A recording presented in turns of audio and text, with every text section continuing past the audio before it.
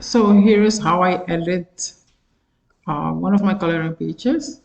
I'll go back to uploads. I have them in folders right here. And then I'm going to edit this one. Okay. It came out like this, and I'll show you how to edit it. I'll go closer. I will drag this down here because I don't want the lines. Okay. I still see the line here, here, here, a little bit, and onto here. Okay, and then I'll double click on it, and this will come smart crop, and I will crop it. You see, I crop it away.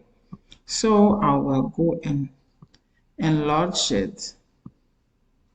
Enlarge it. Okay. Enlarge it a little bit like so. And I have it on here, and up here I will add my text. Okay. Then the text was the secret door on the tree. So I'll go to my text tool. Go to my text tool, and then I'll write it down. The secret door on the tree, something like that.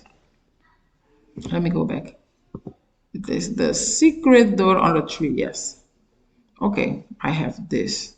So I'm going to turn it, convert the font, select it all, like the whole text, and I'll turn it into this font. Okay. And then I will come over here, and I can do hollow, or I can do this one. I'm gonna do this one, and I'm gonna do it black. Okay, no, not here. The effect, I will make the effect black. Okay, and then I'll go to my text, and I'll make my text white. You see that? So I can drag it and put it here. Okay, right here. I'm going to center it. Okay, here. You have to pay attention to here, like the margin here. Okay.